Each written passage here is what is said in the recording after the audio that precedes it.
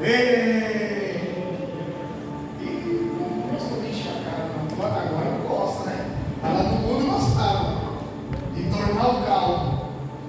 Tinha crente que cortava carregado para casa. Vou lá, deixa aqui. Que agora é crente. Amém? Como é que vocês estão de ontem para hoje? Aleluia! Deus, quem voltou aqui hoje, depois de ontem, porque tem coragem mesmo. Não é? Eu costumo dizer que falar sobre liderança é uma tarefa bastante difícil, sabe por quê? Porque nós estamos numa geração extremamente mimada, especialmente na igreja. Ninguém pode falar nada. Os crentes não suportam ouvir não como resposta. Isso é fruto de uma desestrutura familiar. Eu costumo dizer que se a pessoa em casa ela não consegue ser submissa ao pai e à mãe, ela não vai entender a ordem do pastor. Meu Deus! Se a esposa não é submissa ao marido, ela vai criar problema na igreja. E se o marido não teve o seu caráter forjado dentro dos preceitos da palavra de Deus, ele vai ser uma pena de tropeço. Então nós estamos diante de um enfrentamento terrível, né? Que aí você tem que ajustar a palavra para que as pessoas recebam ela. Não, a palavra tem que ser recebida do jeito que ela é. Amém? Amém. A palavra tem que ser recebida do jeito que ela foi encaminhada. Não importa se eu vou ficar impressionado, meu Deus, mas por que falar assim? Porque essa é a razão que nós geramos muitos crentes que são inconstantes na igreja. E só tem lá em Coisa Grande, aqui não tem. Os crentes não conseguem ser firmes de uma posição só. Né? Eles cochilam entre dois pensamentos, uma hora está dentro, outra hora está fora. Não tem firmeza na sua escolha, na sua decisão. Irmão, eu me converti aos 17 anos.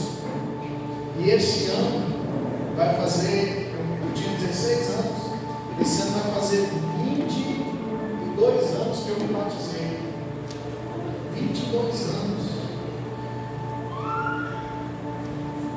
Isso não é vantagem nenhuma, irmão, se a gente for parar para pensar.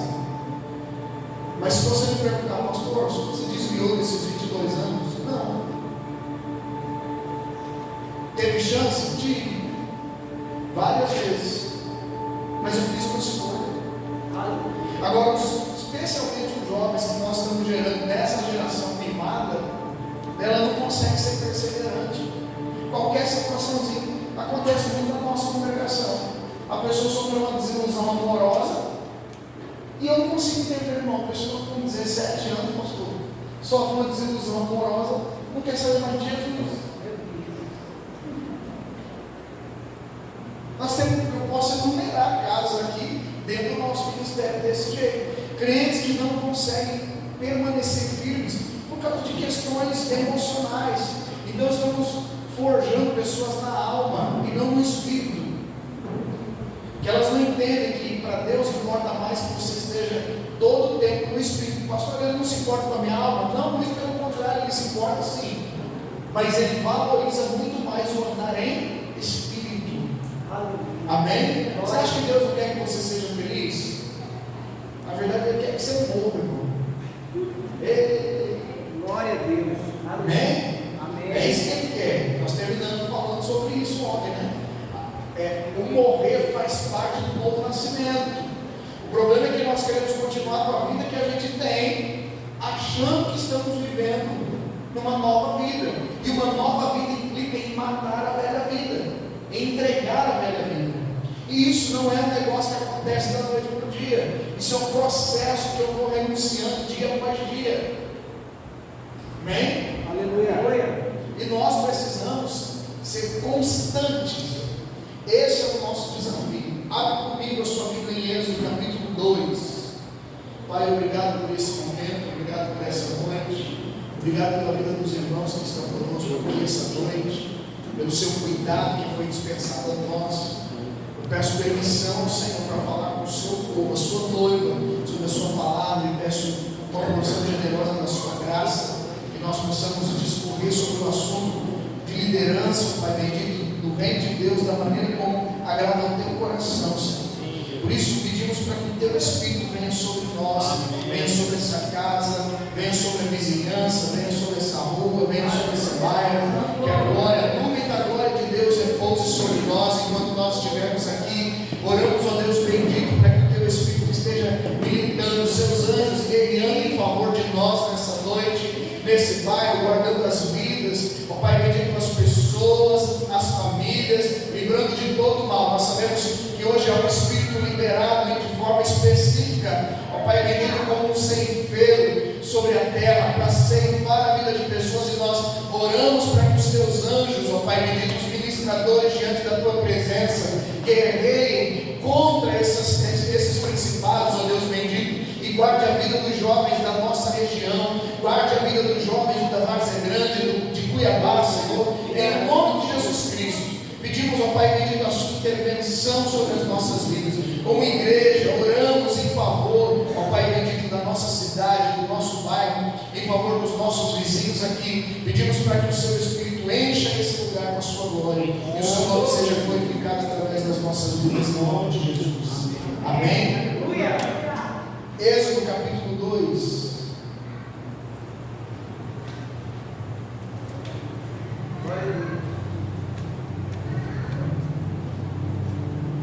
Vai soltar aquele fundo do trovão, né? Você não poder agora. Êxodo capítulo 2, versículo 1. E foi um homem da casa de Levi e tomou por mulher uma filha de Levi. E a mulher concebeu e deu à luz um filho. E quando ela viu que ele era um menino formoso, ela o escondeu por 3 meses. Diga 3 meses. 3 meses. E quando já não podia escondê-lo, ela tomou para ele uma arca de juncos e a revestiu com barro e piche, e pôs o menino nela. E ela colocou nos juncos à beira do rio. E sua irmã ficou à distância para saber o que lhe seria feito. E a filha de Faraó desceu para se lavar no rio. E suas servas caminhavam ao lado do rio. E quando ela viu a arca entre os juncos, enviou sua serva para buscá-lo. E tendo a aberto, ela viu o menino, e eis que o bebê chorava. E ela teve compaixão dele e disse: esta é uma criança dos hebreus. Então disse sua irmã, a filha de Faraó: devo ir e chamar uma das mulheres dos hebreus para que amamente o menino para ti? E a filha de Faraó lhe disse: vai. E a serva foi e chamou a mãe do menino. E a filha de Faraó lhe disse: toma este menino e amamenta-o para mim, e eu te darei o teu salário. E a mulher tomou o menino e o amamentou. E o menino cresceu, e ela o levou à filha de Faraó, e ele se tornou seu filho. E ela chamou seu nome Moisés, e disse: porque eu tirei da água. Amém, querido? Ontem nós falamos um pouco sobre Moisés, e aqui está toda a trajetória da criação de Moisés e o propósito de Moisés. Deus, ele tem o costume de trabalhar de uma maneira que nós o incompreendamos. Mas, quando nós estamos ligados à sua fonte, que é a fonte que jorra a vida eterna, começamos a perceber o que ele está querendo fazer. Porque pensa comigo, Moisés nasce num momento bastante crucial, onde havia uma propagação de uma mensagem. O Senhor Deus soberano vai enviar um livrador, alguém que vai combater, um libertador, que vai tirar Israel das garras do Egito e vai trazer para ele libertação. O que é que o Faraó pensa? Então, antes que esse menino chegue à maturidade, ao entendimento, vamos dar um jeito de matar. Então, ele sai desesperado, começa a falar para as parteiras: a hora que nascer a criança, se for menino, mata. Porque o medo de Faraó era que essa liderança nascesse e pusesse abaixo todo o domínio egípcio. Porque a mão de obra dos hebreus era extremamente valiosa para os egípcios. Mas ele considerava, mas Faraó usurpava dessa mão de obra de maneira gratuita, tornando o povo de Deus como escravo. E ainda hoje, o Egito ele tem o desejo de fazer, o sistema tem o desejo de fazer a gente escravo. Eu dizia para uma pessoa essa semana: sabe qual é o nosso problema? Nós não entendemos que nós não somos empregados de Deus, nós somos seus filhos. E como seus filhos, a nossa tarefa é propagar a grandiosa obra do nosso Pai. Aleluia. Não é? Eu pensei que era chá gelado. Nós temos a tarefa de propagar a obra do nosso Pai. Amém? Amém. Mas hoje, o Egito, vou falar um negócio bastante perigoso, eu vi que está transmitindo ali. O Egito pode ser representado pelo sistema religioso.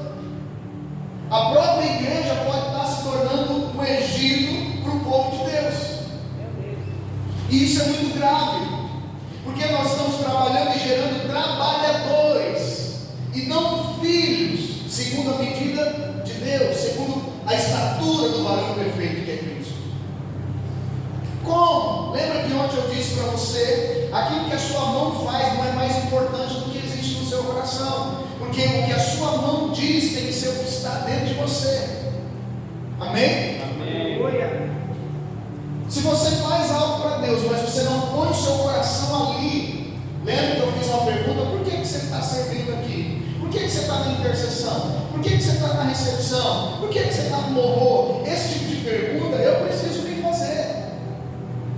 Porque qual é a motivação que me faz sair da minha casa, vir para a igreja e estar aqui fazendo algo? É por obrigação? Então isso não está tendo a sua recompensa do jeito que você acha que deveria. Porque não é o servir a Deus dessa maneira, é ter um coração de servo. Amém. Diga: eu preciso ter um coração de servo. Eu preciso ter um coração de servo. E olha Moisés, Deus pega aquele menino, dá um jeito de subir com Moisés. Irmão, não era melhor ter escondido Moisés? Mas tem um lugar melhor do que o terreno do inimigo para esconder? O diabo é muito burro, irmão. Ele estava caçando o libertador em todo solo egípcio, mas não imaginou nunca que ele ia acabar dentro da casa de Faraó. Olha isso que tem.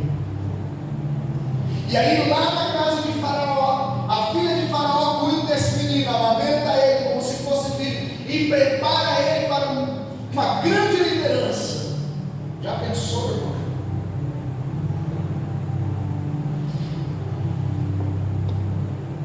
Já pensou? Faraó investiu em Moisés, preparou Moisés para assumir o trono egípcio, mas na verdade a missão de Moisés já estava escrita desde o princípio da eternidade. Glória a Deus. Glória a Deus. Não é não? Você sabe quantos anos levou para Moisés nascer e trazer libertação? 400 anos.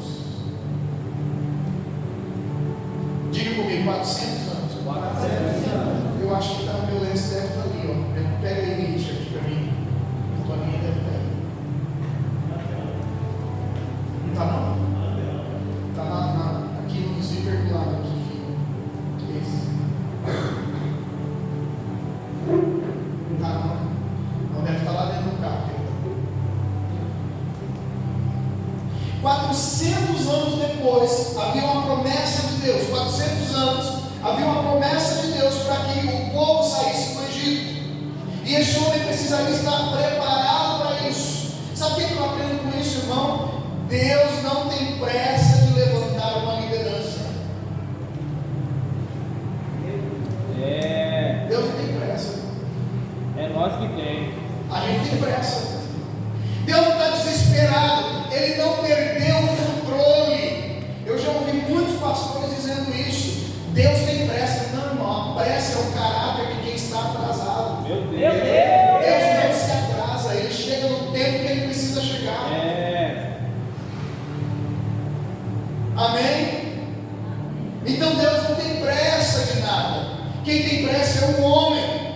O homem anda apressado, anda desesperado para as coisas acontecerem. Deus não. Ele esperou 400 anos, que era a palavra que Ele tinha liberado para Abraão. Sabe tu, porém, que o seu povo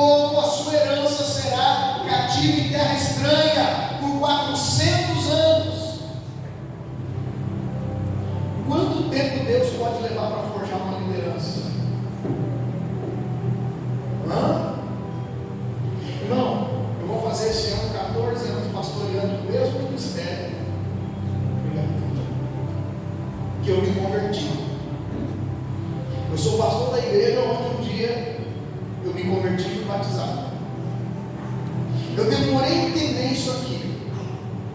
Forjar uma liderança leva tempo. Sabe qual é o problema do pastor? Ele lembra que eu falei ontem, ele cria na mente dele as demandas e ele acha que assim, é a questão da oferta e da procura. Eu estou precisando de um líder aqui e tem alguém ali que quer ser, então eu coloco ele aqui e está tudo resolvido. E não é assim que Deus vê as coisas. Deus não se preocupa de um espaço ficar vago. Deus tem preocupação com isso. Você vai observar lá na igreja primitiva, depois que Jesus é assunto ao céu, a primeira reunião dos apóstolos, sabe qual que era a discussão deles? Alguém vai ter que ocupar o lugar de Judas. Jesus nunca mandou fazer isso.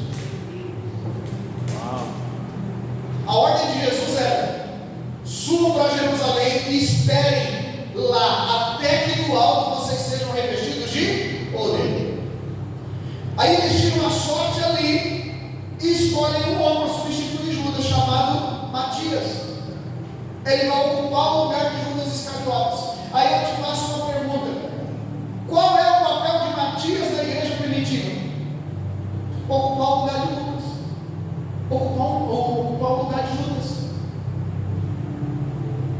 Qual a importância ele teve no avanço da igreja, na igreja primitiva, na igreja de Atos? Nenhuma. Ele foi só um tapa-buraco. A pergunta que eu faço para você é: você quer estar no lugar onde Deus colocou você, ou você quer ser um tapa-buraco? Meu Deus! Eu já fui pastor assim, tinha que ter liderança de jovens, liderança de adolescente, liderança de louvor. Eu liderei o louvor na nossa igreja depois de pastor muitos anos, até surgiu um líder de louvor. Fui líder de jovens da igreja há muitos anos, até preparar um líder de jovens. A gente não precisa ter pressa. Sabe qual que é o nosso anseio? Existe uma fala: nós temos que ganhar a cidade. Irmão, eu aprendi um negócio. Não tem uma maneira mais legal de você ganhar a cidade que não seja ganhando as famílias. Já pensou nisso? Cada família transformada gera uma outra família.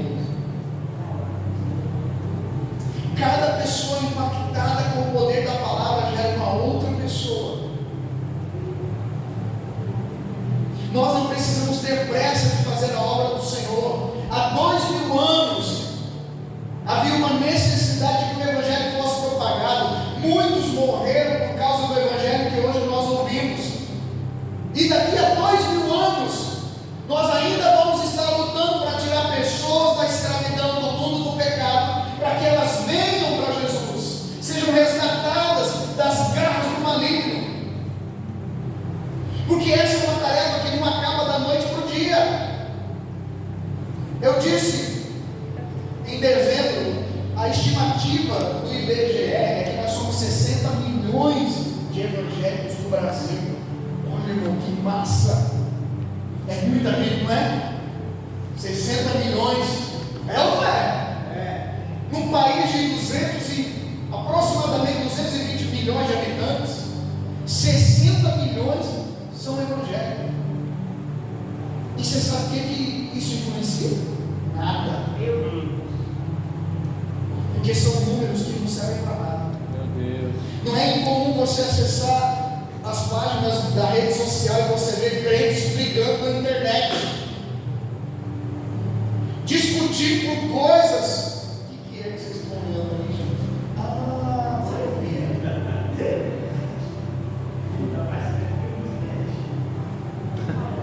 Esse crente é mesmo daqui já, esse aí.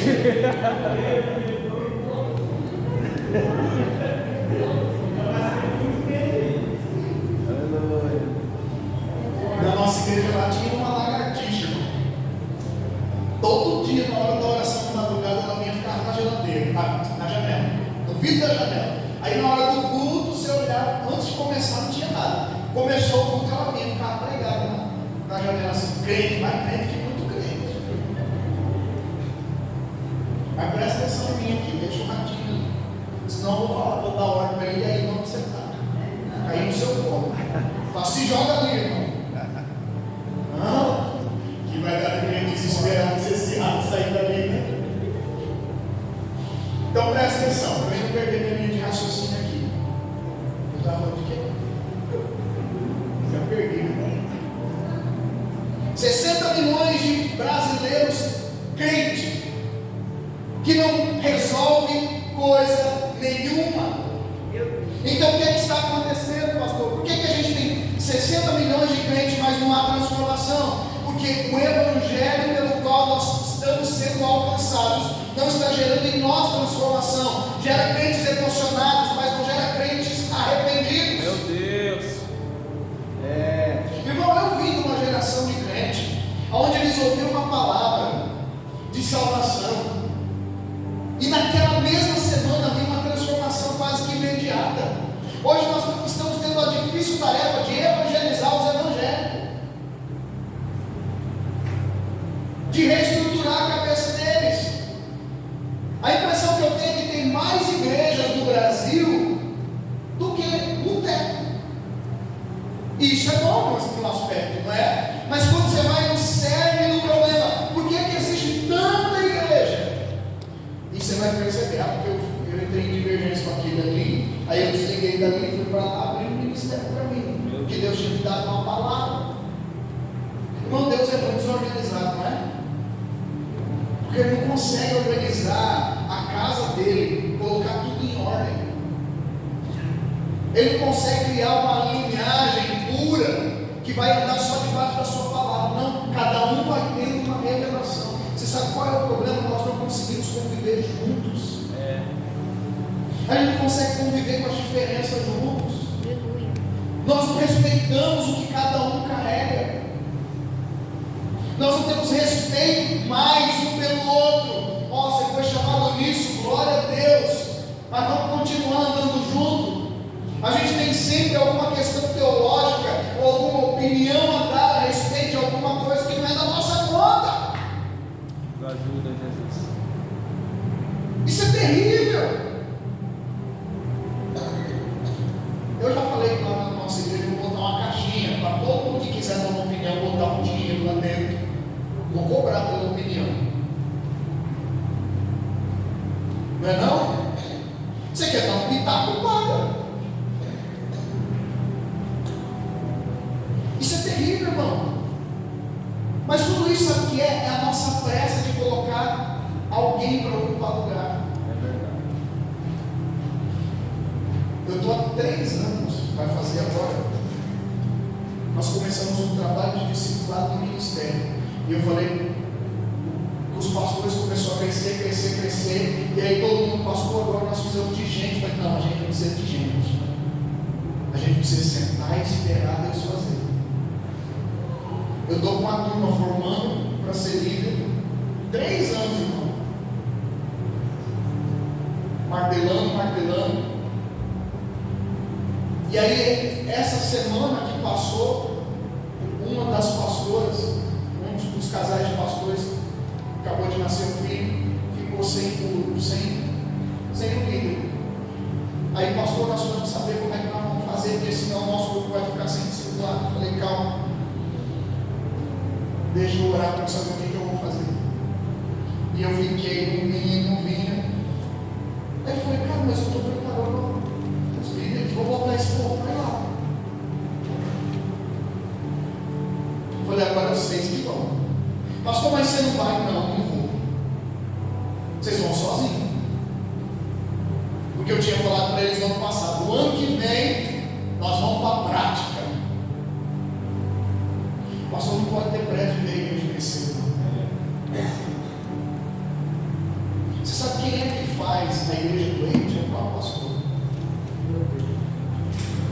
O próprio pastor faz a igreja doente. Sobrecarrega a igreja com um monte de tarefa, um monte de coisa que está dentro da palavra de Deus, está dentro do esboço. Não tem que fazer isso, nós temos que fazer aquilo, temos que fazer aquilo outro. Lembra que eu falei ontem? Vamos fazer o arraiá gospel, vamos fazer o não sei o que gospel, vamos fazer a noite do não sei o que lá gospel.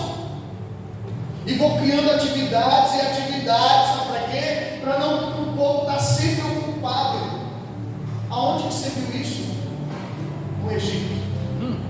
Faraó fazia exatamente isso. Dá mais trabalho, porque esse povo está muito desocupado. Bota eles para carregar tijolo, para fazer mais tijolo. Agora, ao invés da gente dar para eles a matéria-prima, eles vão dar a gente a matéria-prima para fazer o próprio tijolo deles. Então, tem muito pastor se comportando como Faraó por aí. Meu Deus. Tudo fruto de quê? Fruto de uma liderança, de ocupação, só para tapar um buraco. A grande maioria de nós nem sabe o que a gente está lá. Eu fico me perguntando, irmão, às vezes me pego perguntando: o que é que eu estou fazendo aqui? Por que eu sou pastor? Sabe por quê? Porque foi só assim: você vai ser ordenado ao ministério pastoral. Tá, beleza, mas e aí? O que é que o pastor faz? Ah, o pastor pastoreia. Tá, mas como é pastorear? E essa brincadeira tem 14 anos, irmão. Hoje, nos últimos 5 anos, o nosso ministério começou a ter membros efetivos. Eu acredito que nós estamos entrando num processo de maturidade agora. Uma igreja madura não pode, uma igreja imatura não pode reproduzir. Sabe por quê? Porque se ela reproduzir, ela não vai cuidar do que ela está reproduzindo. Quantas meninas de 14 anos você já viu aí que engravidou e cuidou do filho? Menina de 14 anos tem cabeça para cuidar de uma criança. Ela ainda é uma criança. Mas mesmo assim, está liberado o sexo geral. Pode tudo. E aí aparece a barriga. Quando aparece a avó que cuida. Por quê? Porque a avó é madura. Não é isso? Não é entendimento que a gente tem? A avó é madura, cuida da avó. Mas não é esse o propósito de Deus. Gente, uma pessoa que eu admiro como líder é Paulo. Você vai olhar Paulo não tinha pressa de estabelecer liderança em lugar nenhum. Ele forjava um grupo aqui, estabelecia um grupo, ensinava eles um período, não estabelecia uma liderança, depois ia lá, forjava um outro lugar, um outro grupo, até que aqueles irmãos alcançassem maturidade, para que uma liderança pudesse ser estabelecida. Deus não tem pressa de ter um líder ocupando um lugar. Ele vai esperar o tempo que for necessário para você se preparar para isso. É verdade. Amém? Amém. É muito lindo a gente falar: hoje o culto estava lotado, tinha muita gente. Glória a Deus, irmão. Mas quantos ali você pode dizer que conviveu com eles? Viu? Desde o dia que nasceu em Cristo, passou por todos os processos e hoje é um crente maduro na família. Eu amo o trabalho em células. O trabalho em células, em uma época, foi uma febre. E toda igreja queria ter célula. Célula. E eu sempre fui meio avesso à novidade. Mas naquela ocasião, estava todo mundo fazendo, até eu descobri que eu não sou todo mundo. Vamos fazer também. Irmão, foi assustador o que aconteceu. O negócio foi assim, bum! Aí veio a crise para mim. Eu falei: como é que nós vamos cuidar desse povo? Os irmãos que estavam comigo, que eram líderes das células, não tinham maturidade nenhuma, nem para cuidar deles mesmos. Isso perdurou um ano e lá vai parará. Até o dia que eu dei um passo, falei: não, vamos acabar com isso. Se a gente for fazer, nós vamos fazer bonitinho, direitinho. Pode ser, pode ser. Então vamos começar aqui formando a liderança. Irmão, aí essa é a hora que você descobre que nem todo mundo está preparado para estar numa posição de liderança. É verdade. Lembra que eu falei ontem sobre as características de um líder? O que é que o líder tem que ter para ele estar nessa posição de liderança? Não pode ser qualquer pessoa. Ele não pode ser neófito, ele não pode ter acabado de se converter. Ele pode ter acabado de receber Jesus e hoje ele já está aqui discipulando a célula. Não. Existe um processo de maturação. Eu não posso ter pressa para isso. Eu tenho que prepará-lo. Encontro com Deus é um negócio que eu acho extraordinário. Eu quero voltar a fazer. Nós fizemos muito encontro com Deus na nossa comunidade. Eu quero, no momento oportuno. Você sabe por que nós abordamos isso? Porque os nossos irmãos não eram irmãos maduros na fé. Sabe por quê? O irmão mais velho, o irmão mais maduro, é o irmão que suporta. Quem é o primogênito aqui? Da família. O primogênito ele é mais cobrado. É ou não é? Exige mais dele. Ele é o mais responsável. É ou não é?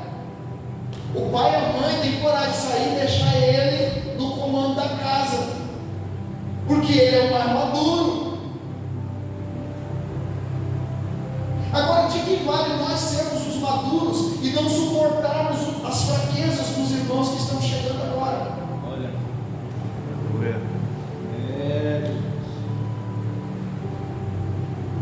Se der tempo, eu quero falar sobre isso. Sobre ser o irmão mais velho e o irmão mais novo. Qual é a diferença? Nós estamos brigando por uma causa que não é a de Deus. É a nossa causa. Sabe por quê? Porque se é a causa que eu estou militando, é a causa de Deus, eu não posso ter medo de outra pessoa ocupar o meu lugar. Irmão, você sabe por quê? Para que eu estou preparando esses próximos 7 anos? Para não ser mais o pastor da congregação que eu pastorei. Daqui eu estou resolvido, daqui 7 anos eu não quero mais estar pastoreando a congregação que eu pastorei. Pastor, você vai fazer o quê? Eu sei lá, irmão. Eu sei que eu estou me preparando, estou estudando, de repente eu vou abrir outra congregação em outro lugar, não sei. Eu não posso dar uma resposta concreta agora, que eu preciso esperar Deus falar comigo. Mas a minha tarefa para os próximos anos é exatamente isso. Eu não posso ter medo de alguém ocupar o meu lugar, porque no reino de Deus não existe lugar. Você está ali naquele momento, mas você não é dono desse lugar. Mas não é incomum você ver pessoas que estão liderando e ela não quer passar para o outro. Você pensa que não aconteceu isso lá atrás, no nosso ministério? O pastor um dia deu um caso de polícia. Você não vai acreditar nisso. Porque duas pessoas saíram de uma célula e foram para outra, que era de outro líder. Aí o líder que era discipulador dessa daqui foi tomar satisfação lá. Crente, não estou falando de igreja de crente, viu? Eles brigaram quase em tapa na rua. Aí os vizinhos chamaram a polícia. Os crentes brigando, batendo boca, quase saindo no burro. Porque um tinha saído da célula dele para ir para a célula do outro. Imaturidade, não está preparado para estar nessa posição. Ninguém é obrigado a estar na célula que eu ministro, ou estar na igreja que eu pastoreio. E eu preciso ter maturidade para entender que nem todo mundo vai me aceitar, nem todo mundo vai gostar de mim. Irmãos, se a gente consegue todos os pastores que pastoreiam comigo lá na comunidade, você vai, a gente dá oportunidade para todos, cada um tem a sua característica peculiar. Cada um deles. Um é mais avivalista, é de ir para o abraço, de correr, de tal. O outro é mais mansinho, fala de boa, mas enfia a faca assim, bem eficaz. Você entendeu? Outros, como ele, é agitadão, já quer o negócio, é barulhento. Nem todo mundo é assim. Cada um tem a sua forma. E você sabe o que é mais lindo disso tudo? Nenhum interfere no que o outro está vivendo em Deus. O nome disso é maturidade. traçamos na nossa mente que existe um padrão.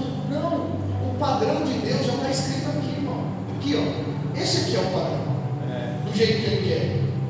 Mas eu não preciso criar um padrão para que as pessoas andem nisso.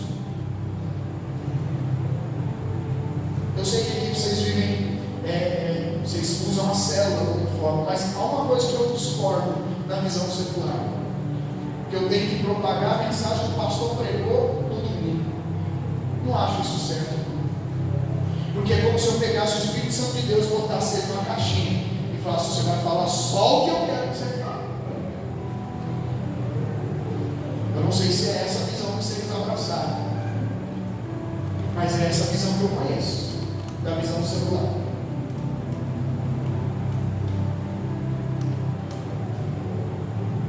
É como se eu dissesse: Deus, o Senhor só pode falar isso aqui agora. Essa semana o Senhor vai falar só isso. Beleza? Estamos acertados? Deus, Ele é multiforme, irmão, e Ele age de diversas maneiras. De repente, uma forma como Deus falou comigo não é a forma que falou com o Jean Anderson. A raiz da fala é a mesma, mas a aplicação é diferente. Você nunca vai aplicar na sua vida as mesmas coisas que eu aprendi, porque você está vivendo os mesmos problemas que a minha vida. Não é assim, mas de repente aquilo que eu vivi, as experiências de Deus que eu experimentei, podem suprir você no lugar que você está precisando de socorro. E é assim que se faz o corpo de Cristo.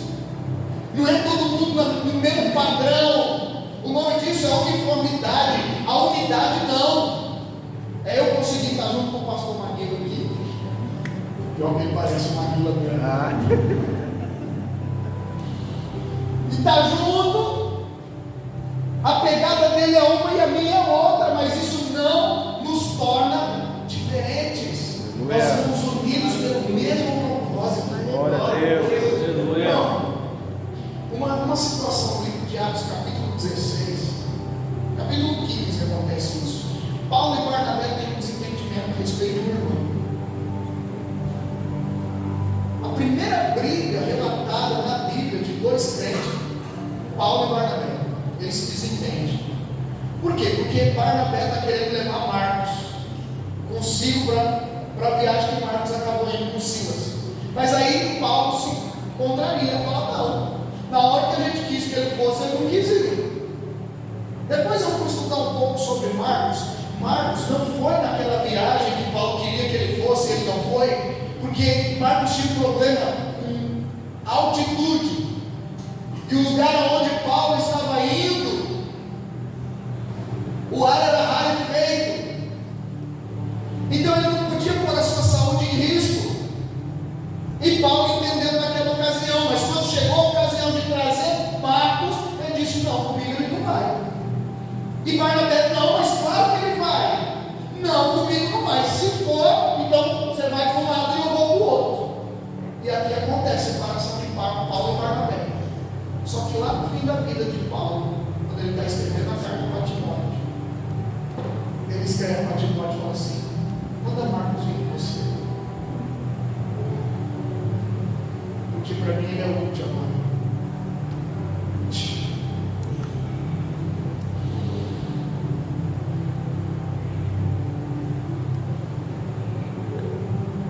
Você precisa pensar bem. Se de repente a liderança que você está rejeitando, ela não vai ser útil para você lá na frente. Glória. Talvez agora ela não é adequada para você, não é? Talvez agora ouvir essas coisas que você está ouvindo de mim desde ontem, talvez possa doer na alma. E talvez esse seja o remédio que vai curar você. E a princípio você pode até desprezar tudo que eu digo, mas pensa bem se lá na frente isso não vai ser útil para você.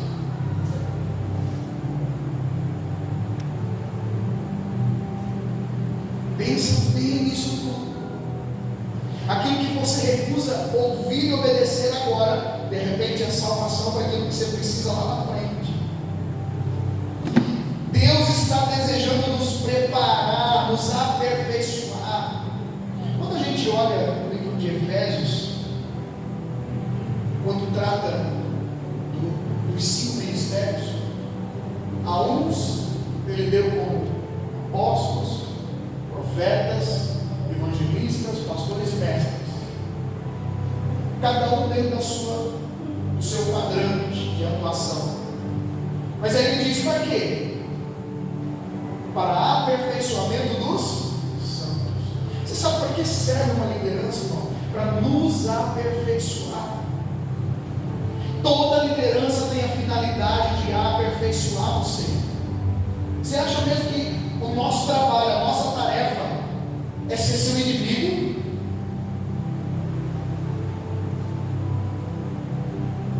Você acha mesmo que todo pastor olha para o crente quando diz não para o crente é porque ele não gosta desse crente?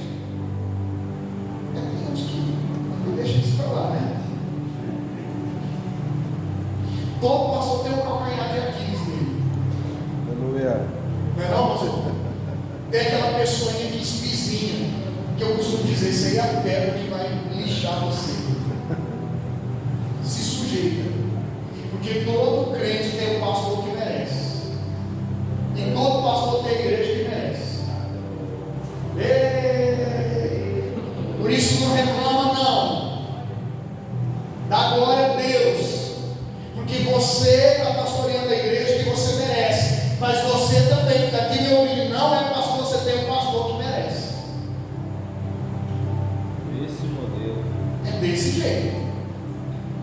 Não é não? De repente você cair na mão de uma outra liderança, não vai ser. Nossa tarefa é preparar um ao outro para a missão que Deus tem para a nossa vida. A gente tem que se lixar, irmão. Eu amo esse texto de provérbio que diz assim: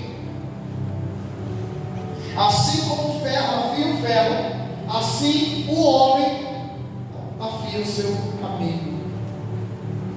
Lembra que eu falei ontem para você? Pequeno como pastor, mas pequeno como amigo. Eu sou terrível como amigo, irmão. Eu sou terrível.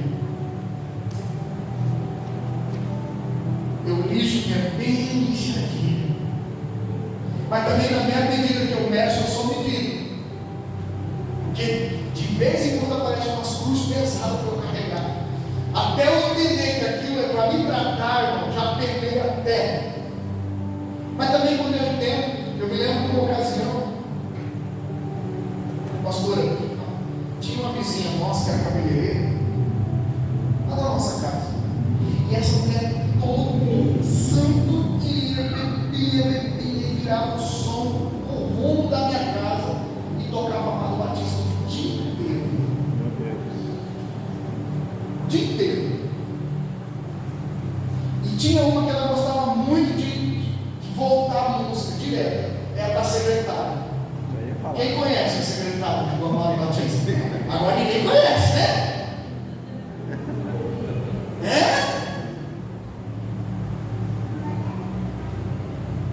Teve um dia que eu entrei com o quarto para me orar, eu ia pregar naquela noite, eu falo, Senhor, tira essa secretária da minha cabeça, Jesus. E eu aqui no quarto de oração e a música, bom, lá, tocando no 12. Quando eu subo para pregar, pastor, eu abri a Bíblia, eu comecei a balbuciar a música, olha só para você ver. Anunciar. A balbuciar. Aí eu falei, irmãos, você não para mim.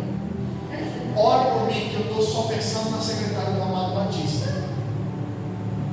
Mas aí os crentes, o que é que eles vão pensar? Vou orar para queimar esse som. É ou não é? Esse espírito do diabo. É ou não é? A gente não faz isso, irmão. Vou orar para queimar esse carro, para queimar essa caixa de som. Vou orar para pegar fogo. Não saber de que espírito sois? Aleluia. Será que vocês não sabem de que espírito vocês são? Que estão querendo orar para queimar coisa dos outros? Eu falei, Senhor, então me dá uma estratégia para me salvar essa mulher. E eu vou me salvar dela. Aí a nossa igreja fez uma galinhada. E eu falei, já sei o que eu vou fazer. Vou comprar 2 marmitas de galinhada e vou levar para ela. Vou dar de presente. Falei com a minha esposa, ela falou, não, vai lá, compra. Fui lá, peguei, bati palma, saí lá, falei, nossa igreja estava fazendo marmita para vender esse final de semana, e eu queria trazer essa aqui para a senhora. Quanto é? Eu falei, não, não é nada. É só um presente nosso para a senhora. Gente, ela ficou tão agradecida. Toda vez que ela ia botar o Amado Batista, eu acho que ela lembrava a marmita. Botava o som lá embaixo, já não escutava mais. Irmão, não foi 3 meses, a mulher mudou de casa, foi para outro lugar, eu acho que ela foi atribular outro crente. Porque é assim, eu aprendo, agora eu vou levar você para outro lugar, para ver se os crentes andam na linha. Não é não? Deus é didático, irmão. Deus vai nos forjando à medida que a nossa necessidade vai precisando. Não adianta eu falar, Senhor, eu quero paciência, tá, beleza. Irmão, eu demorei a aprender isso, quando eu faço, não me dá paciência. Porque na minha família o povo é sanguíneo demais. Então qualquer coisa é coice, é responsável. Eu falo, não, Senhor, eu não quero isso. Eu quero fazer uma linhagem distinta. Então o Senhor me dá paciência, irmão do céu. A gente acha que paciência é uma caixinha que Deus entrega para você assim, fala, toma filho, agora pode comer isso aqui, que amanhã você vai acordar paciente. É filho tribuloso, é marido tribuloso, é mulher tribulosa, é funcionário tribuloso, é parente tribuloso, é patrão tribuloso. Fácil assim, né? Se fosse fácil assim, irmão. Agora você imagina um pastor que não tem paciência. Um dia, quando se encontrou, nós falou assim: eu não consigo conversar com o senhor, porque o senhor não espera nem eu acabar de falar. O senhor já vem com um monte de pedra em cima. E aquilo me deu uma raiva, irmão. Eu já queria ir igual um leão em cima dela. Depois eu falei, cara, ela tem razão. Eu falei, Deus, você me dá uma estratégia. Como é que eu vou fazer? Sabe o que começou a acontecer, irmão? Toda vez que a gente sentava para fazer um ajuste de conta, eu sentava na frente dela, botava a mão na boca, a caneta e o papel aqui. Até esperar a minha vez de falar. O pastor impetuoso é assim, irmão. Ele quer dar a resposta na hora. Eu já sei que você vai falar, não sabe nada. Espera o outro terminar. Isso não é só problema de ministério, irmão. Isso é falta de educação. Hoje eu não preciso mais botar a mão na boca. Eu só penso, será que eu devo falar? Hoje eu já penso até se eu devo falar. Porque tudo isso é um processo. E aí você acha que a gente também já chegou no nível supremo. Não, tem muita coisa que a gente está preparando ainda, está se ajustando. E até o final da vida vai ter ajuste ainda para fazer. Amém? Amém. O líder, no modelo de Deus, está sendo preparado. Eu creio. Eu tenho visto muito, principalmente depois que a Baby do Brasil falou sobre o Apocalipse, né? Os crentes estão falando demais sobre o Apocalipse, porque o arrebatamento, o avivamento. Eu sou racional. Eu não acredito que a nossa geração vai ver um avivamento. Eu não acredito. Mas eu acredito que a geração que nós estamos preparando vai promover o avivamento. Aleluia. Sabe por quê, irmão? Eu não quero só ver avivamento, porque avivamento a história registrou. Eu quero promovê-lo. Eu quero gerar filhos que vão promover o avivamento. Os meus filhos estão sendo preparados para isso. Irmão, quem recusar ouvir a minha mensagem hoje vai ser obrigado a engolir o que os meus filhos vão falar. Porque pensa a escola. Você vai me ouvir 3 dias. Você imagina os meus filhos me ouvindo todos os dias. Já pensou? Eu tenho certeza que eles não vão precisar falar. filho do pastor Tiago, porque quando você ouvir, fala, cara, o que é esse seu pai? Tem certeza disso, irmão? O menorzinho da nossa casa hoje veio perguntar para mim, pai, por que meu nome é Marcos? Eu falei, seu nome é Marcos porque nós buscamos a direção do Senhor. Pedimos a Deus porque Ele dissesse para nós como nós chamaríamos você. Ele chamou. E o que significa meu nome? Eu falei, seu nome simboliza guerreiro. Então você é um guerreiro de um poderoso exército. 4 anos, 5 anos. Fico olhando assim para a minha cara. Eu falei, é por isso que você tem que amar as coisas de Deus. Porque você vai guerrear pelas coisas dele. Você vai ter que ter sangue nos olhos quando se tratar de Deus. E pensa no menino que é sangue no olho, naturalmente, irmão, sem precisar de esforço. Mas já pensou em convertir esse sangue no olho pelo Espírito, irmão? Ou se aceita Jesus, você vai para o inferno. É assim. E já perguntaram para ele, você quer ser o que quando você quer ser pastor do meu pai?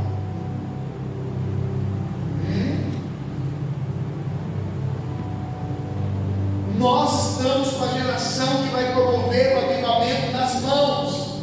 Aleluia. Glória a Deus. Nós somos os pais que vão projetar os filhos para promover o avivamento na nossa nação. Para isso nós vamos ter que pagar um preço terrível. Vamos ter que pagar um preço de lágrima, jejum e oração. É paixão, fome e glória, irmão. Nós não vamos poder nos desviar do caminho pelo qual nós nos propomos a percorrer. Não vai ter chance para ninguém querer se desviar daqui, não. É daqui para a eternidade. Pastor, mas tem tanta coisa no mundo que eu ainda gosto. Pois é, eu não cabe mais para você. Diga para o irmão que está do seu lado, fala para ele assim, olha, ponta o dedo de profeta para ele assim, faz só aqui, irmão. Você não tem mais tempo, viu? Para gostar das coisas do mundo.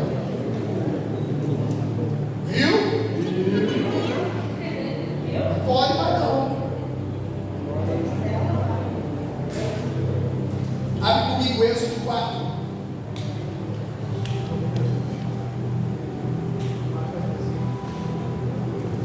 Êxodo 4.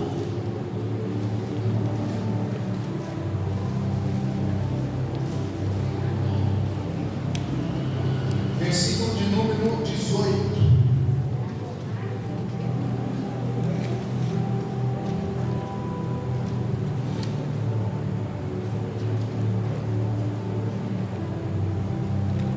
Moisés partiu e voltou a Jetro, seu sogro, e lhe disse: deixa-me ir, rogo-te, e voltar aos meus irmãos que estão no Egito, e ver se ainda vivem. Jetro disse a Moisés: vai em paz. E disse o Senhor a Moisés em Midian: vai, volta ao Egito, pois estão mortos todos os homens que procuravam tirar-te a vida. E Moisés tomou sua mulher e seus filhos e os colocou sobre um jumento, e voltou à terra do Egito. E Moisés tomou o cajado de Deus em sua mão. E disse o Senhor a Moisés: quando tu voltares ao Egito, procure fazer diante do faraó todas as maravilhas que tenho posto na tua mão, mas eu vou endurecer o seu coração para que ele não deixe o povo ir. Então, e tu dirás a faraó: assim diz o Senhor, Israel é meu filho, o meu primogênito, e eu te digo: deixa meu filho ir, para que me sirva, e se te recusares a deixá-lo ir, eis que matarei o teu filho, o teu primogênito. Meu Deus. Então, irmão, Deus levou 80 anos para preparar esse Moisés. Viu? Essa fala de Deus aqui, Moisés já está com 80 anos, irmão. Já havia se passado uma cara. Quando ele assassina um egípcio e foge para o deserto, ele estava com 40 anos. Eu falei terça-feira algo para a nossa liderança lá. Você pode atrasar o tempo que Deus tem para a sua vida. Sabia disso? Porque o povo estava 400 anos. O propósito de Deus era esperar 400 anos anos até nascer o libertador. Você sabe com quantos anos Israel estava saindo do Egito? 430 anos. Moisés atrasou o processo de Deus. Esses dias eu causei uma polêmica lá na igreja quando eu usei a expressão, dizer assim, a gente tem o costume de falar, se você não fizer o que você foi chamado para fazer, Deus vai levantar outro. O seu chamado só você pode fazer. Pastor, e se eu não fizer? Se você não fizer, você reprovou. Viu? Porque pensa, vem comigo, Gênesis capítulo 11. Deus chama um homem chamado Terá, para que ele vá até Canaã. E Terá, no processo de Canaã, muitas situações acontecem na vida de Terá, e ele faz o quê? Aborta a missão de Deus.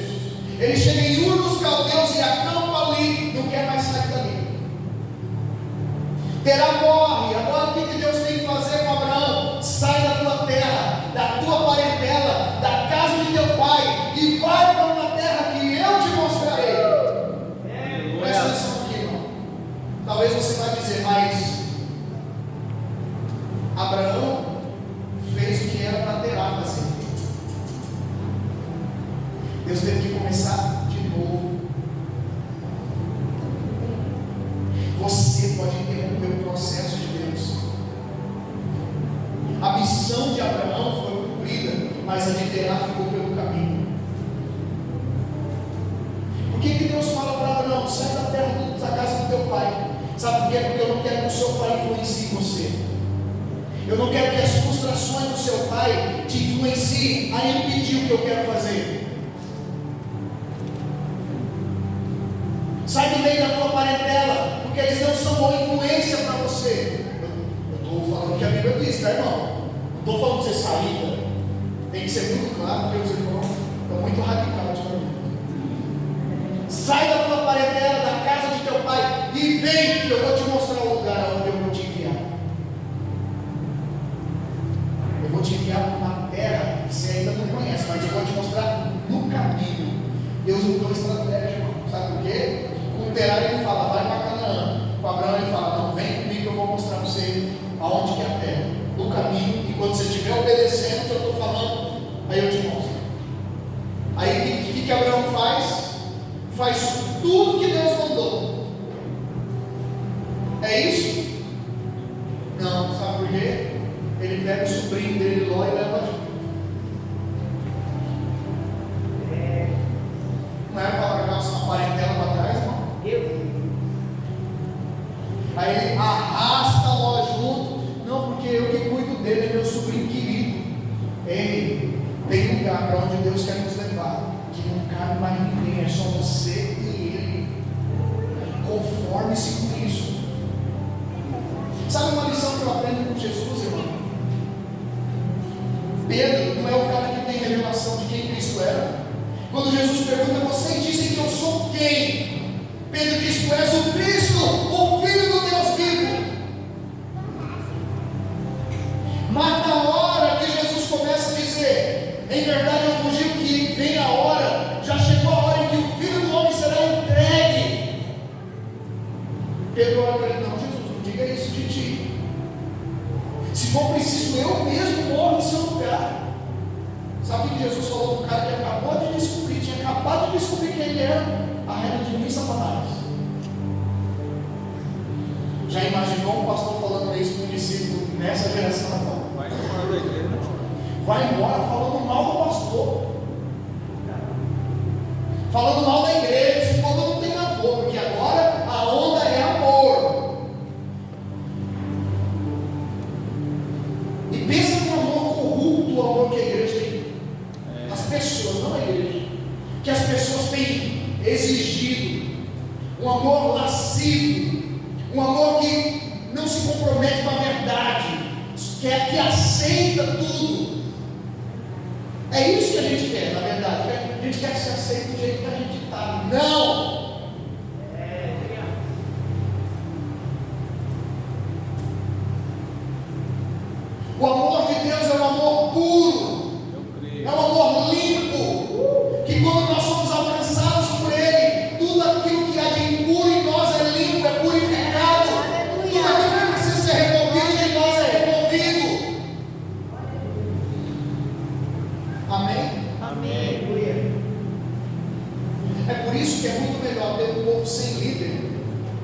está na frente do líder de matando.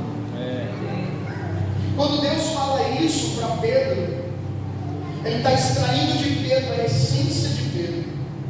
Eu não estou dizendo para você que você que é pastor, vou chamar todo mundo de Satanás, não é isso não. Por que Jesus fala para Pedro, arreda de mim, Satanás?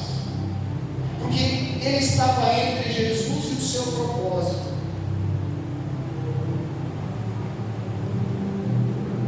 O propósito de Jesus era o quê? Não era morrer? Era ou não era? O propósito dele era morrer na cruz. Como é que você fala que vai morrer no meu lugar? Isso não pode vir de Deus, só pode vir do diabo. Então isso é coisa de Satanás querendo me impedir de chegar onde eu preciso chegar. Ninguém vai impedir. Amém? Amém. Jesus não podia entregar na mão de Pedro uma igreja, os discípulos, enquanto Pedro fosse um crente imaturo, irmão.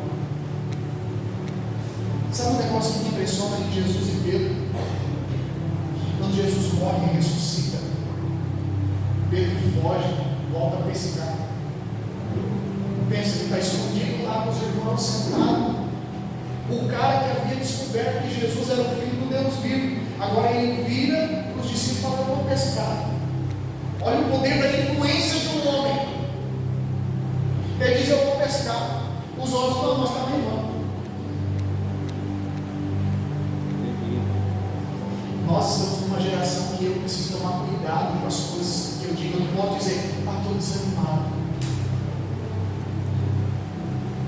estou triste, eu estou decepcionado com aquele irmão ali, ó. Nós não temos tempo para esse tipo de coisa, irmão, no corpo de Cristo. Sabe por quê? Nós temos um poder de influência terrível sobre os nossos irmãos. Olha, 14 anos no ministério, você tem ideia de quanta coisa eu já vi. Eu já vi casos de irmãos que se adulteraram junto ali, os dois, marido e mulher, e não tinha motivo para isso. De pastor que pintou 7 e que dá vontade de você falar: não, cara, não vale a pena mais. Esse evangelho é uma mentira, esse evangelho é uma verdade. Essas coisas externas não podem nos desmotivar. Amém? Amém. Diga para o seu irmão: esteja sempre motivado.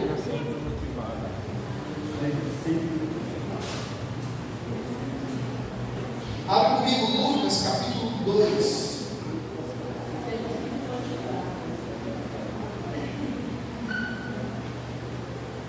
Quem está motivado aí? Amém. Você sabe o que é motivado, irmão? Não?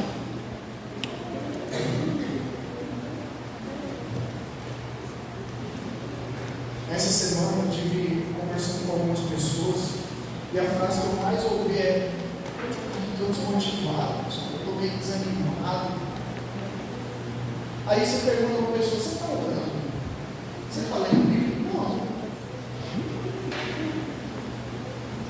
Irmão, como que você quer se motivar se você não fala porque é a razão da sua motivação? Deus é a razão da nossa motivação. Diariamente eu preciso falar com Ele. Aleluia. Amém? Amém. Nós falamos ontem: um líder que não lê Bíblia, ele não pode estar à frente do povo de Deus.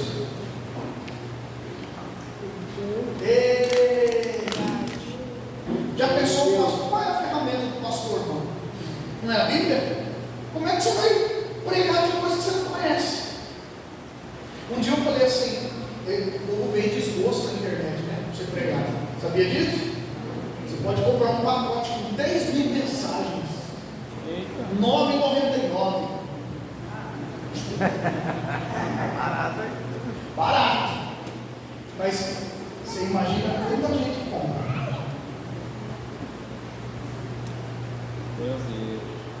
Tudo tudo, sabe por quê? Aí eu fui compartilhar isso com o pastor, sabe por quê? Ele falou, mas eu não acho ruim não, acho que é bom. Eu digo, oi? Como assim você acha bom? A gente não pode achar bom não, irmão.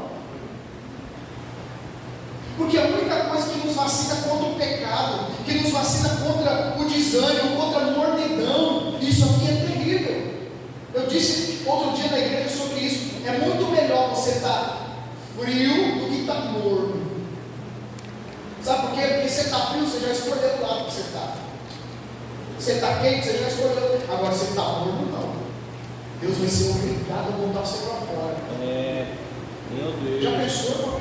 Você ser expulso pelo Senhor? Porque o que é vomitar? Lançar fora. Hã?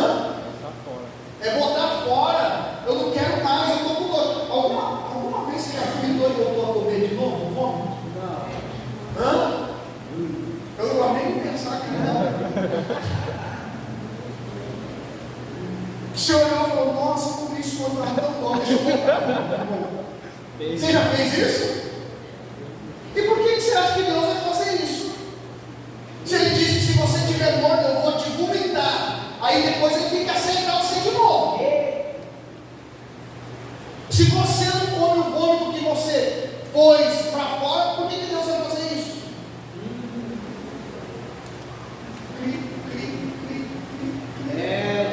Lucas 2:42. Então caça jeito. Esse tipo de expressão, estou desanimado, estou decepcionado, estou desiludido, estou. Qual que é a outra frase que os crentes gostam de falar? Outra palavra? Frustrado. Estou desmotivado. Depressivo. Isso não pode fazer mais parte do nosso vocabulário. Desacorçoado. Não é preguiça danada. Preguiça, estou com uma preguiça. Não, isso não pode fazer parte do nosso vocabulário. A Bíblia diz que nós somos a nação santa, os sacerdotes real, propriedade exclusiva do Deus vivo. Essas coisas não podem mais bater na nossa porta. Pastor, mas e se eu sentir desanimado? Grita, ei, eu preciso que alguém ore comigo, eu não estou me sentindo bem. É isso que a Bíblia diz que nós temos que fazer uns pelos outros, orar uns pelos outros, confessar as nossas culpas uns aos outros, para que sejam sarados. Amém. Mas sabe que a gente vai empurrando com a barriga, né? Vai levando, vai levando. Aí é um negocinho hoje aqui, é outro negocinho ali. Sabe o negócio que perdeu o hábito? Na nossa igreja a gente faz muito isso. Você tem alguma demanda contra alguém? Peraí. Você está com problema com fogo? Não, vem cá então. Vem cá, mano. Você está com problema aqui? Não, vem cá. Bota os dois aqui. Falei, vocês vão se resolver ou não? Ou nós vamos ter que ir? É legal isso, né, irmão? Hã? Não, é só um exemplo, gente. É só um exemplo, pelo amor de Deus. A gente não tem nada contra o povo. Ela falou, não. Tipo, depois eu falo. A gente perdeu esse lugar. Sabe por que a gente tem maturidade aí? Você sabe o que acontece? Eu não sei se aqui vocês têm o hábito de fazer isso, mas lá a gente faz. No dia da ceia, vou compartilhar tem comunhão contigo, querido. Mentira, irmão! Passa o mês inteiro virado pro outro, falando mal, e aí chega na ceia, tem comunhão. Você não é filho de Deus, você é filho do diabo. Ai. Todo mundo condena o que eu vou falar aqui agora, quando eu conto. Mas eu fui o que fiz o correto. Eu tive um problema com meu irmão muitos anos atrás.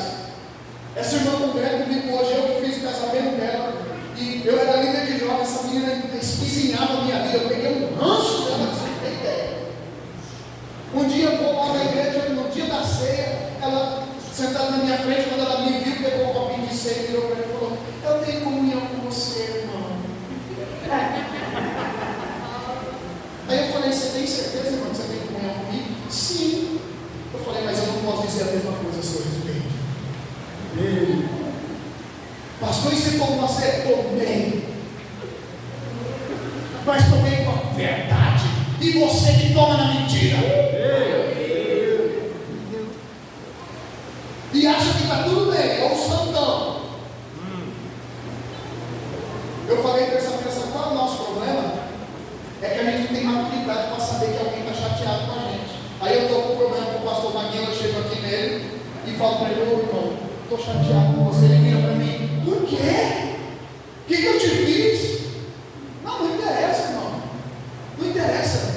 Se aconteceu alguma coisa, vamos perdoar aqui, vamos consertar. E glória a Deus, o diabo foi derrotado hoje. Eu não vou botar mais ninguém na fogueira. Aquilo que o diabo não sabe, ele não tem como mexer mais. Aleluia. Então vamos deixar o que você está me pedindo perdão. Eu te perdoo. Vamos se abraçar. Vamos tomar ceia. Esquece isso. Maturidade. Para saber que eu posso ser reprovado por alguma atitude. A gente é pastor, mas a gente não tem a atitude certa 100% das vezes, não, irmão. Não é incomum, muitas vezes eu estou junto ali e falo alguma coisa que a pessoa se sente machucada, se magoa.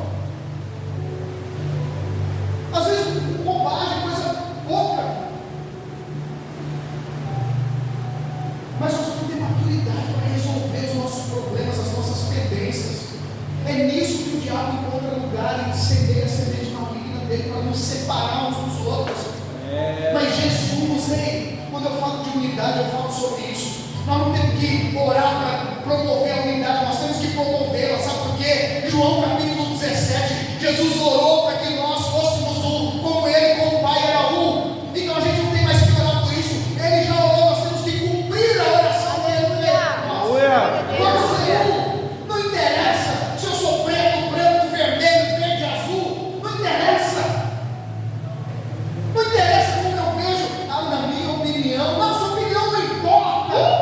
O que nos une é o amor de Cristo que foi entregue na cruz por nossa causa. Meu Deus! Quanto tempo nós vamos dar lugar para o diabo nessas coisinhas ínfimas, irmão, insignificantes? Olha o que passou no menino e deu paz do Senhor.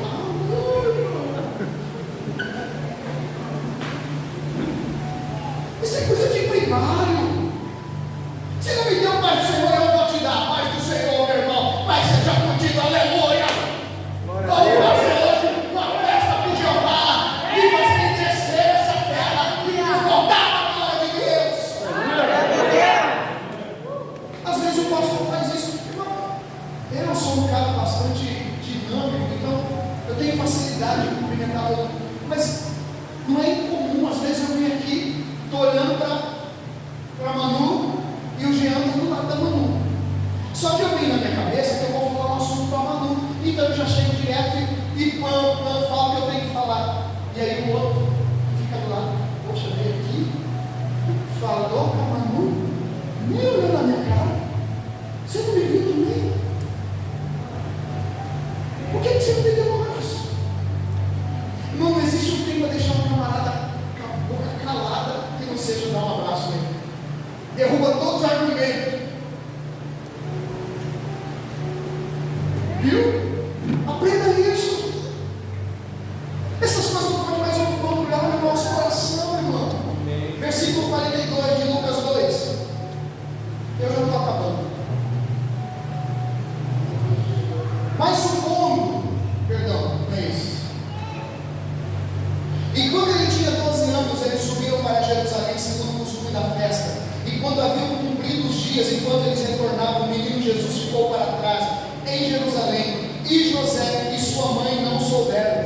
Mas supondo que ele estivesse na companhia, andaram uma jornada de um dia e procuravam-no entre os seus parentes e conhecidos. E não tendo encontrado, retornaram para Jerusalém em busca dele. E aconteceu que após 3 dias, eles o acharam no templo, assentado no meio dos doutores, ouvindo-os e dirigindo-lhes perguntas. E todos os que o ouviam admiravam-se com o seu entendimento e com as suas respostas.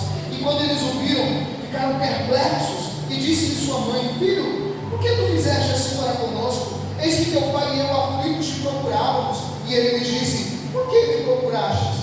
Não sabeis que eu devo estar sobre os negócios do meu pai? E eles não entenderam as palavras que lhes disseram. E desceu com eles e foi para Nazaré, e ele lhes era sujeito. Mas sua mãe guardava todos estes dizeres no seu coração. Assim, Jesus crescia em sabedoria e estatura e na graça para com Deus e para com os homens. Pensa nisso aqui, irmão. 12 anos. Repita comigo: 12 anos. Que maturidade você acha que uma criança de 12 anos tem, irmão? Depende. Porque eu conheço muito cinquentão que parece uma criança, mas conheço muita criança que parece que tem cinquentão. Que quando ele abre a boca, edifica. E muito cinquentão que a hora que abre a boca é só para falar bobagem. Não é muito incomum na nossa congregação eu pegar pais amaldiçoando o filho. Você não presta para nada. Você não vale nada. Você é uma porcaria. Eu vou dizer uma coisa para você. Você vai saber o peso dessa palavra o dia que você tiver que tirar seu filho da cadeia. Meu Deus. Aí você vai saber o peso dessa palavra. O dia que você tiver que ir atrás dele na boca de fundo, por causa das crises emocionais e existenciais que você está semeando nele, na alma dele. Que aí vai ter que passar por toda aquela trajetória. Aí eu preciso me limpar disso, eu preciso perdoar meu pai disso, minha mãe disso. Eu passei por tudo isso, não. Tem que passar por uma limpeza emocional. Sabe por quê? Eu não sei se você já conheceu o curso de hombridade, Homem ao Máximo e Mulher Única. Essa é uma ferramenta extraordinária, irmão. O casal de pastor que ministrou isso para nós lá na igreja, no final da ministração, falou: pastor, quero ter 2 minutos com você e sua esposa. Eu, beleza. Era aniversário do meu pai, 22 de maio de 2017. Quando eu sentei de frente para ele, ele disse assim: você tem problemas de paternidade? Eu falei: não, que não. Tem. Tá doido? Então você tirou isso? Aí ele fez uma pergunta para mim: você é formado? Sou. Você se formou por quê? Eu falei: porque meu pai falou para mim que eu nunca ia prestar para nada. Aí eu levei aquele choque. Falei: então você só se formou por causa do seu pai? Falei: foi para mostrar para ele que eu dava conta. E para mostrar para ele que eu nunca precisei de um centavo dele. Irmão, e eu falava assim na maior naturalidade. Aí ele falou assim: e por que você casou? Eu falei: eu casei porque o meu pai vivia falando que eu ia ser um viado.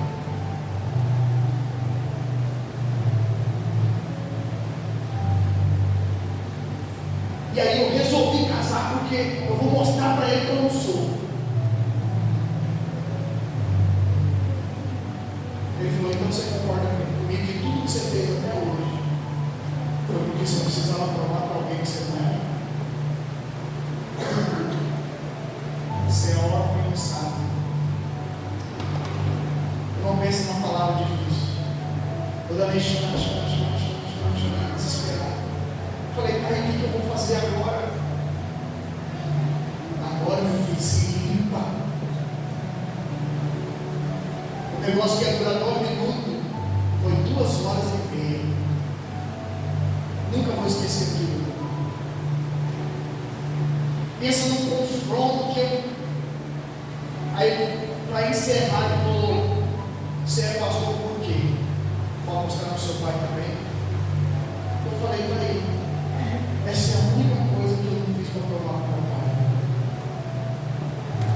Foi porque eu sinto que fui chamado para isso.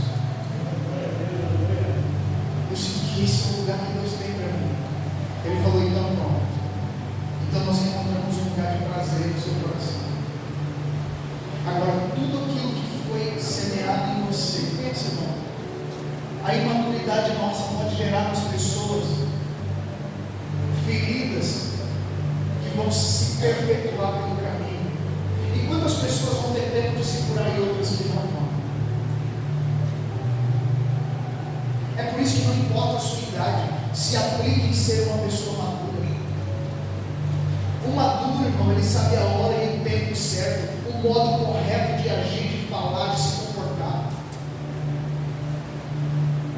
Eu vinha dizendo para o Richard ontem, enquanto a gente estava aqui, eu falei: Richard, a gente precisa aprender que aquilo que eu não gosto eu tenho que falar. Não gostei. Porque às vezes a gente está num lugar, eu mantenho uma amizade por conveniência. Não, nós somos discípulos verdadeiros de Jesus. Amém. E Jesus é verdade. Ah, mas se eu falar para ele vai ficar chateado comigo. Não, não, não. Deixa ele resolver se vai ficar chateado com você ou não. Sabe por quê, irmão? Por muitas vezes eu fui espizinhado, eu fui usurpado, eu sofri violência, abuso sexual. E da mesma maneira que eu sofri lá, fisicamente e espiritualmente eu era igual. Eu permitia que as pessoas abusassem de mim, abusassem da minha boa vontade. Uma das coisas que eu digo para os nossos irmãos lá: vocês não têm uma liderança autoritária. Você sabe por quê? Porque aquilo que nós ensinamos é o que diz a palavra de Deus. Ou você serve por amor, ou então você não serve de jeito nenhum. Aleluia.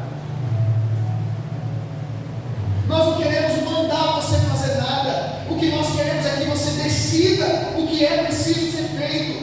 Porque uma vez que você entregou a sua vida para Jesus, agora você não é mais dono dela. Assim como eu não sou dono da minha mais. Irmão, pensa bem, você acha bem que na minha natureza humana era isso aqui que eu queria estar fazendo? Irmão, eu queria estar nas Maldivas. Glória. Na beira da praia. Um apartamento que eu vi no Airbnb, 11 mil reais a diária. Eu pensei: Jesus, por que o senhor não faz isso com nós, né? Irmão, se eu for colocar tudo que eu quero fazer, o bem que eu quero fazer eu não faço, mais o mal que eu quero é isso que eu faço. Meu Deus. Ô miserável homem que sou, quem me livrará deste corpo de morte?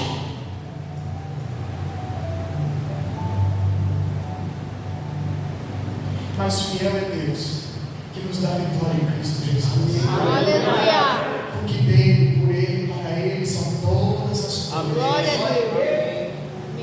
É isso que tem que entrar na sua cabeça. Maria, eu sou seu filho, mas eu estou cuidando das coisas do meu pai.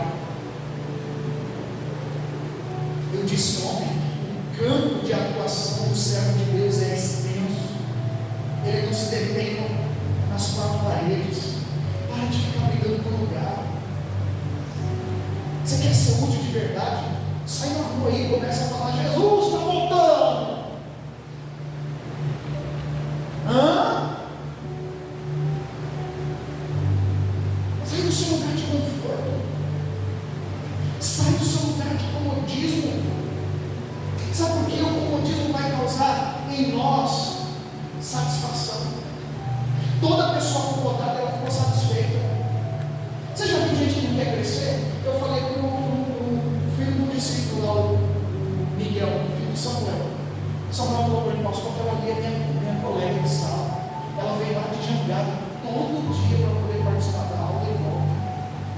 Eu pensei: é assim que você descobre até onde a pessoa está disposta a ir. Quando você ouve histórias como essa, a pessoa está disposta a andar 70, 80 quilômetros todo dia, tem que acordar 3 horas da manhã para poder chegar, participar da escola e voltar. E fiquei pensando: Jesus, essa menina deve estar cansada e tem que entrar direto ainda de 80 quilômetros para chegar na casa dela. Meu Deus, nem uma hora você conseguiu vigiar comigo, entendeu? No Facebook você ficou comigo nem uma hora. Irmão, o Facebook não tem problema você acessar, pode acessar, acesse mesmo, na hora. Instagram, WhatsApp. Tem uns meninos aqui que. Esse menino aqui, muito. Levantei para orar, foi umas 3 horas da manhã, fiz meu horário e estou aqui, pastor, no status. Aí está o bonito, 4 horas da manhã, alguém para conversar? Falei, tome vergonha nessa sua cara, rapaz. Você vai conversar com a minha cita, porque isso aqui é lá de casa, irmão. Então, quem é mais perto sofre mais. Quem é mais de perto sofre mais. Vou te dar uma dica: se você não quer sofrer, não fica perto do pastor. Viu? Não fica. Porque quem está mais perto, irmão, apanha, tem que ter um couro grosso. E você que já está, não adianta correr. Viu? Eu vim aqui para estourar seu balãozinho. Você achou que estava arrasando, né, irmão? Eu sou a agulha que estourou o seu balão. Aleluia. Lembra da musiquinha? Eu sou a mosca que pousou na sua sopa. Tchau. Foi longe aí.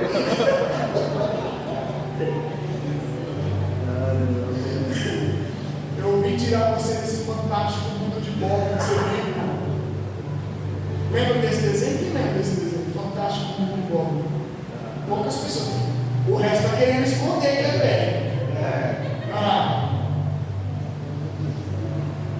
Se prepare. Amém. Eu disse ontem, você acha que tem um chamado? O que você está fazendo para investir nisso? Aleluia. Você está se preparando? Irmão, eu nunca pensei em pastorear. Embora o meu testemunho, com 6 anos de idade, pastor Gaia, eu tinha uma igreja no quintal da casa da minha avó.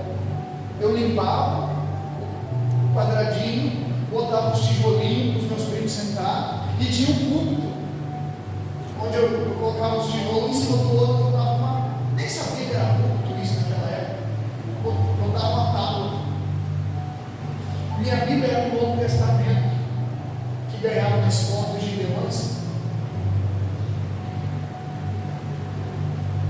Hoje eu descobri que o meu chamado não aconteceu agora, aconteceu lá atrás, irmão. Eu já nasci com isso entranhado em mim. Isso você não sabe. Meus primos, quando eu chamava para vir para sentar, eles cansavam, falavam, não, vou embora. E levantava para sair, eu tirava debaixo do púlpito um cabo de vassoura. Você vai sentar aí e vai escutar até o final. Então, se você está pensando em levantar e ir embora, de repente, É um aí, né? minha avó ficava gritando comigo: meu filho, o pastor não faz isso. Se ela soubesse, irmão. Saía correndo atrás dos meus primos. Mas quando chegou na adolescência, que eu vi que eu precisava me dedicar à oração. Hoje a gente não vê isso, é muito raro você ver adolescentes que se trancam para orar. Não é? O Isaac não quer mais saber disso. Ele quer festa. Tudo isso é válido, irmão. Mas isso não edifica a gente. Não, a gente cansou de fazer vigília. Vitória. Noite inteira, todo dia eu ia trabalhar. Subir monte. O jovem de hoje não aguenta subir um monte, descer e trabalhar. Não, tem que dormir.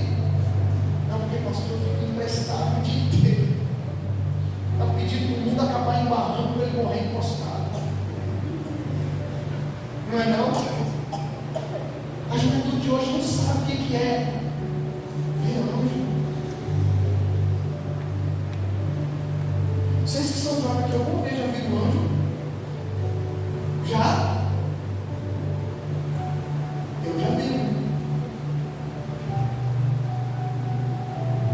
um dia eu estou lá na igreja, irmão, orando, com a cara no chão assim. Falei: Jesus, vem aqui, vem sobre mim. Eu escutei alguém que abriu a porta. Só que aquela porta não tinha como abrir do lado de fora, porque você trancava por dentro. Aí eu escutei o barulho da maçaneira que fez assim, pá, e abriu, e eu olhei por debaixo do braço assim, não vi entrar ninguém. Quando eu vi do meu lado, passou 2 pezão enormes, chega a me arrepia. Eu levei aquele susto, falei, meu Deus, coisa que eu experimentei sozinho. O dia que eu vi o anjo, eu estava na cozinha, Senhor, na cozinha da casa dos meus pais, Senhor, eu quero, me mostra o anjo, aquelas bobices de criança, não, de menino, me mostra o anjo, Senhor, eu queria ver o anjo. E aí naquele dia tinha uma noite, sabe aquela noite da lua bem clarinha, você não precisa nem de energia. No quintal da casa do meu pai tinha uns pés de mangueira, assim, coisa mais linda, aquelas mangas coração de boi, mesmo uma manga doce, irmão. E na outra aquela manga borbol, uma na mesma linha da outra. Eu vi aquele vulto que atravessou correndo assim. Quando eu vi, eu estava amarrado em nome de Jesus. Bobeira, irmão. Depois de muito tempo o Senhor ministrou assim, me pediu um anjo, depois se arrependeu. Como assim? Imaturidade. Porque na imaturidade a gente pede coisas que a gente não dá conta, irmão. Eu vivia falando para Deus assim, Senhor, me mostra o seu rosto.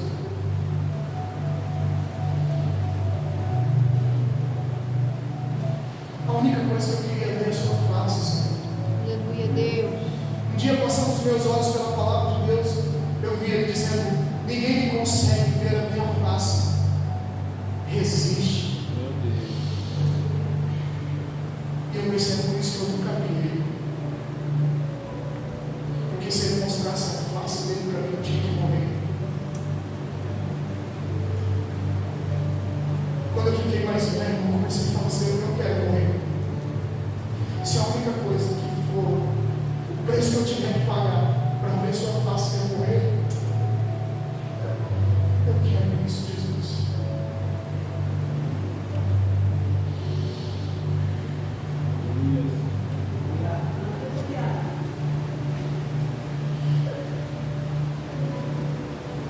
Até onde você quer ir, Deus? Até onde você quer ir com Ele? Sabe por quê? Ele não vai levar ninguém forçado. Quando Ele, se a senhora quiser se aprofundar em Deus, Ele não vai te levar arrastado, você tem que ir voltar. Meu Deus. Você tem que querer estar lá. Quantas vezes eu fui para lá dizendo para Ele, Senhor, eu não queria estar aqui não. Eu queria estar em outro lugar, eu queria. Irmão, às vezes eu entro em crise com Deus, sabe por quê? Porque eu queria ser gente como qualquer outra gente. Eu queria ser gente como você, irmão. Sabe, não está nem aí com nada. Só vim na igreja, ouvir uma palavra. Mas quando eu vejo, eu já estou lá de joelho de novo. Eu falei que eu não queria ontem, mas hoje eu estou aqui de novo. Porque Jesus é viciante, irmão.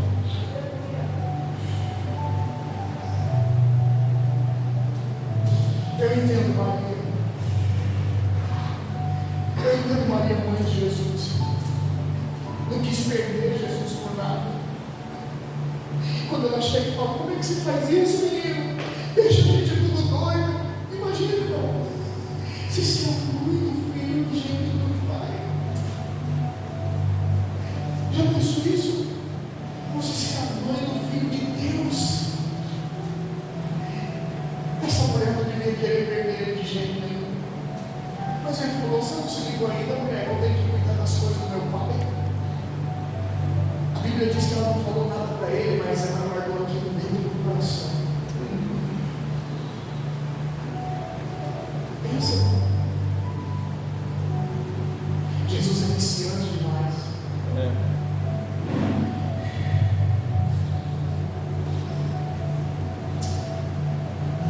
Eu tenho coisa para falar, mas eu não quero mais falar. Tiago, não tem cá, querido. Tem violão aqui. Acabou o violão? Nem com as cordas que você está, não dá? Não, então vem.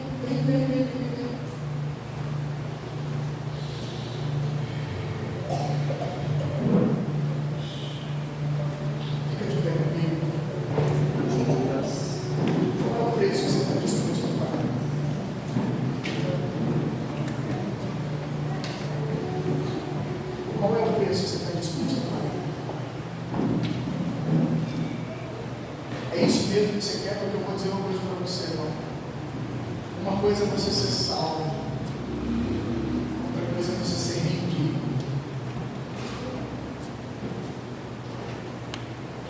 Sabia disso? Você vai sentir gosto. Você que é salvo sabe o gosto de ser salvo.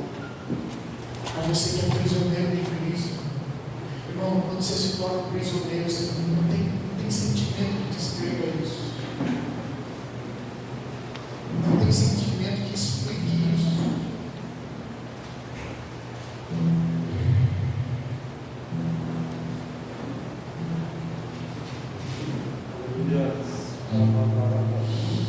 Ai, Jesus.